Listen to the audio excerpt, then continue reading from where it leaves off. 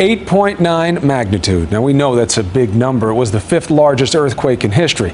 But you can only really understand the enormity when you see these pictures. An earthquake so strong it literally shifted the Earth's axis by about 25 centimeters. It all started at the epicenter near Sendai, 230 miles northeast of Tokyo. Shock waves that gave birth to a massive tsunami that started 35 minutes later, Saigai, the Japanese word for disaster. That tsunami reached 23 feet high in some places, nearly twice the height of me standing on Chris's shoulders, for example. And that wall of water is primarily the cause of a death toll that is in the hundreds, but is certain to rise, with 88,000 people in Japan still unaccounted for. The tsunami is also what triggered so many fears in the U.S. today, as the entire West Coast and Hawaii went on alert. But tsunami alerts and warnings were not foolproof in Japan. The people there had little time to prepare, and even worse, few places to run. It has SOS. Helicopters, please land here. Today, Japan woke up to widespread devastation. It is hard to believe it's been just 24 hours since the most massive earthquake in recorded Japanese history. It began as a sunny Friday, much like many others. But at 2:46 in the afternoon, without warning, the earthquake struck. This is the diet session recorded earlier, right when the earthquake hit Tokyo. At first, the people that I work with here in Tokyo, it was normal to them. And shortly after that, it started to get scary. We are experiencing an earthquake. Oh, building with terrifying intensity. Everything is falling. Holy As the quake rumbled across the country, school children ran in fear. Shocked supermarket shoppers tried to stay on their feet. Airport travelers dodged falling debris. And a TV crew setting up for an interview was suddenly interrupted. In Sendai, the city closest to the epicenter, books flew from shelves. Debris from buildings crashed to the ground as pedestrians ran for cover. Oh, God. 189 miles away in Tokyo, confusion and then panic. Kind of scary. Oh, this building's swaying across over here. Oh, scary moment. Below ground, an American working in Japan captures this dramatic video in the subway. This was somebody taking you by 2 hands and just shaking you constantly for a good 3-4 minutes and just wasn't stopping. I was amazed how long this thing was going. It just did not want to stop. All right, I'm gonna go under the desk. The quake lasts 5 agonizing minutes. When the earthquake hit at its strongest point, it was so significant that I couldn't stand up in my room. That's how much the building was moving at the height of the main quake that hit. And leaves Japan's capital city incapacitated. Trains stop, power is cut to 4 million buildings, phones are out. Flights trying to land in Tokyo are diverted to U.S. military bases elsewhere in Japan. Buildings in Tokyo swayed back and forth for half an hour. As powerful aftershocks rock the island nation, news anchors wear helmets on television. But the disaster has only just begun.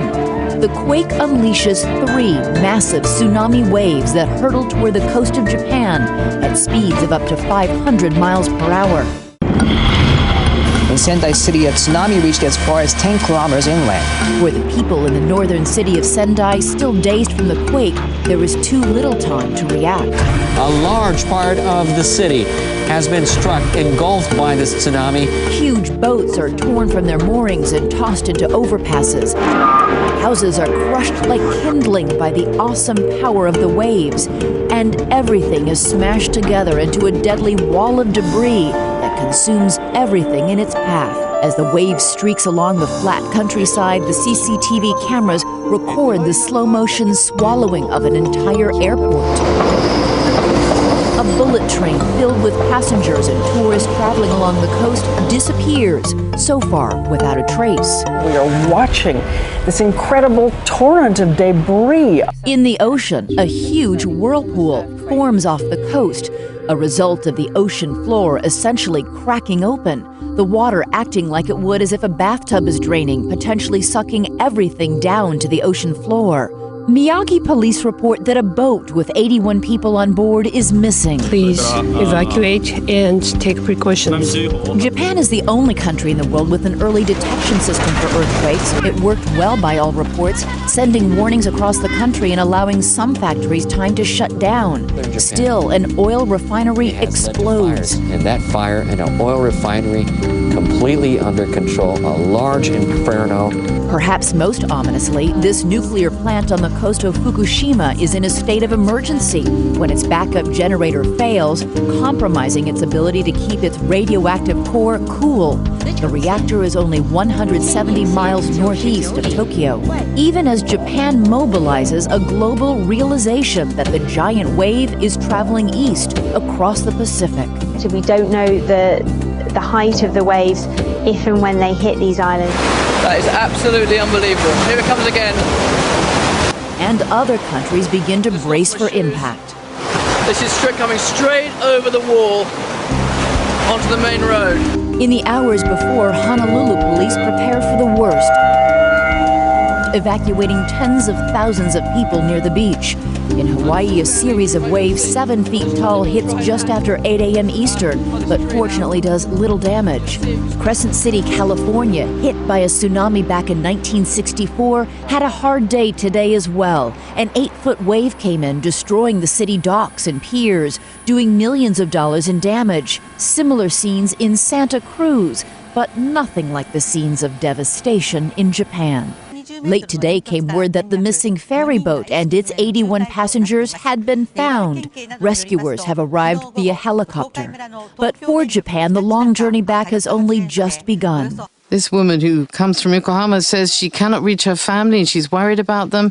Overnight, tens of thousands of people slept on the street in 37-degree weather or huddled in shelters, contending with over 100 frightening aftershocks.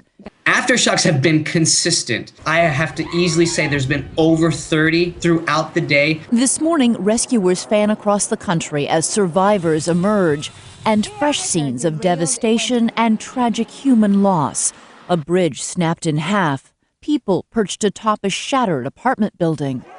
Amazingly, with its strict building codes, Japan came through with much less damage than other countries would have suffered.